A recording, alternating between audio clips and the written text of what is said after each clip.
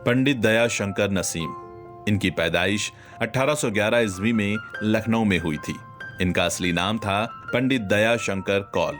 नसीम उनका तखल्लुस था। इनके पुरखे कश्मीर से लखनऊ आकर बस गए थे। इन्हें परिवार में काफी पढ़ने लिखने का माहौल मिला, जिसकी वजह से इनकी दिलचस्पी साहित्य की तरफ रही। जरूरी तालीम हासिल करने के बाद वो शाही फौज में क्लर्क हो गए थे और हिसाब किताब का काम देखा करते थे। ये वो वक्त था जब अवध की गद्दी पर नवाब गाजीउद्दीन हैदर और नसीमुद्दीन हैदर का राज था।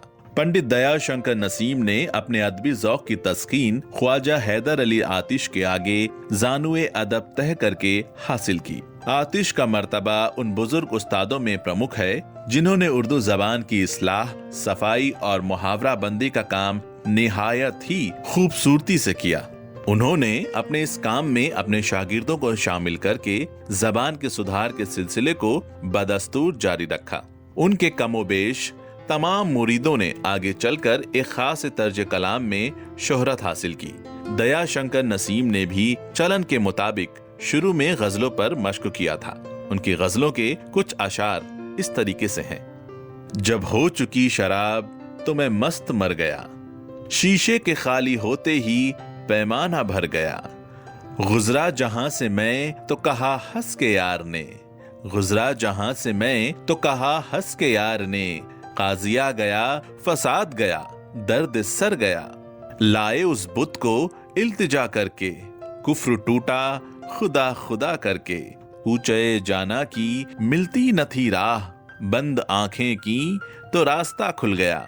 बुए गुल कहती है गुंचे से नसीम, बात निकली मुंह से अफसाना चला।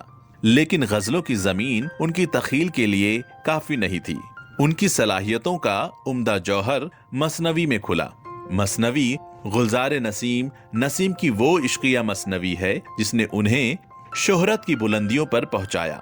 यही वो मसनवी है जिसे दबिस्तान लखनऊ की रहबरी करने का एहतराम मिला है।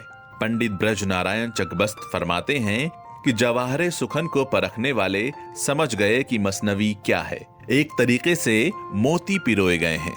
मसनवी में जो दास्तान पेश की गई है वो उनकी तबाजात नहीं है, बल्कि इसी किस्से को इज्जत अल्लाह ने बंगाली फारसी में भी लिखा है।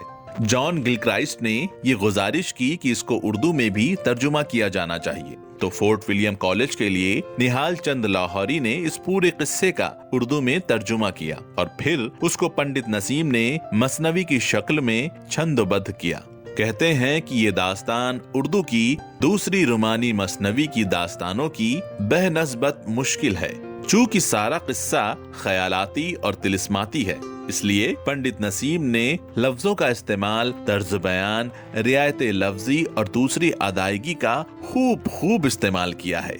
जहां बात को तफसील दी जा सकती थी वहां तो मुफ्फ से काम लिया, और जहां बात इशारों में कही जा सकती थी वहां बहुत तफसील दे दी गई है। कहा जाता है कि पंडित नसीम की ये मसनवी शुरुआत में बहुत ज्यादा लंबी थी, लेकिन आतिश के मशवरे के बाद इसमें काफी सुधार किया गया ताकि पढ़ने वाले बिना किसी मुसीबत के एक बैठक में पूरी मसनवी पढ़ सकें। पंडित नसीम ने इसको इतना छोटा और अच्छा कर दिया कि अब एक भी लफ्ज को कम करने की गुंजाइश नहीं रही। गुलजार नसीम पंडित नसीम का वो गुलजार है जिसे पढ़ने वाला भी गुलजार हो जाता है। गुलजार नसीम के कुछ अशार पेश हैं जो दास्तान के बीच से लिए गए हैं। एक मुर्ग हुआ आसार सयाद, दाना था वो तायरे चमनजाद। बोला जब उसके बांधे बाजू, खुलता नहीं किस तमा पे है तू। बेजा तो टके का जानवर हूँ, घर जिब किया तो मस्त पर हूँ। दोज़खो जन्नत है अब मेरी नजर के सामने, घर रकीबों ने बनाया उसके घर के सामने। पंडित दया शंकर नसीम से उमर ने वफा ना की और एन जवानी में बाउम्र 32 साल में गुलजार जहां से सन 1943 में रुखसत हो गए। कम उम्री के बावजूद उनकी एक दीवान यादगार है। उनकी गजल में आतिश की तरह दुनिया से बेपरवाही, खुददारी और बेसपाती आलम के नुकूस नुमाया हैं। आवाज और प्रोडक्शन शमीम खान।